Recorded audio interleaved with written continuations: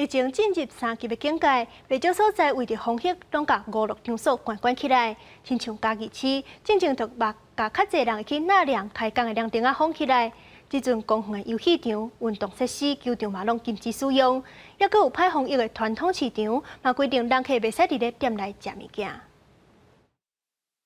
囡仔原本会当耍的设施，即站拢封起来。虽然消毒的工作拢有咧做，但是避免群聚的风险，嘉义市政府做一期封了29个游戏场、64座体育设施、甲55座凉亭。儿童游戏场因为很容易就达到10人以上的群聚，那我们就是游戏场、凉亭、体健设施，还有相关在公园里面的一些运动场，我们也都会全面的封闭。除了公园的设施封起来，嘉义市各传统市场有一寡卖食的摊仔，即摆嘛拢开始袂当伫现场食，只会当外卖。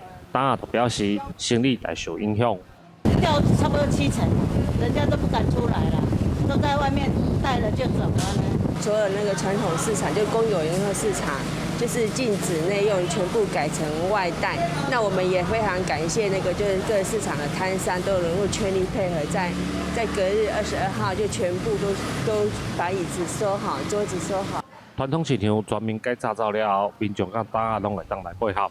白甲水淹救落来，嘛互民众甲市场内底的人较安心。市场管理科表示，即阵仔是控制疫情重要的关键时期，请大家互相配合甲理解，互疫情早日转好。记者林慧玲，家己报道。